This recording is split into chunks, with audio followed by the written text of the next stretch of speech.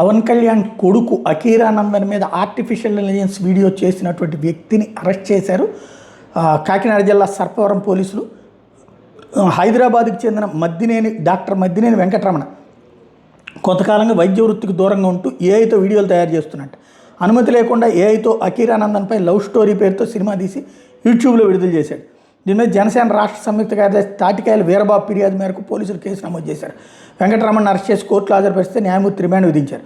అనుమతులు లేకుండా ఏఐతో ప్రముఖుల చిత్రాలు గుర్తింపులు ఉపయోగించి తప్పుడు సమాచారం వ్యాప్తి చేస్తున్నట్టు గుర్తించామని, దీనిలో ఇంకెవరిదైనా ప్రమేయం ఉందా అని దర్యాప్తు చేస్తున్నామంటూ సిఐ చెప్పారు. ఆర్టిఫిషియల్ ఇంటెలిజెన్స్తో చేసేటటువంటి పెచ్చ పనికి చేసేసినటువంటిదే తప్పు, చేసి మళ్ళీ సోషల్ మీడియాలో పోస్టులు చేయడం ఇంకొక తప్పు. వేగంగా స్పందించారు పోలీసులు, కరెక్ట్గా పట్టుకున్నారు. డాక్టర్ అయినా సరే వదిలిపెట్టలేదు.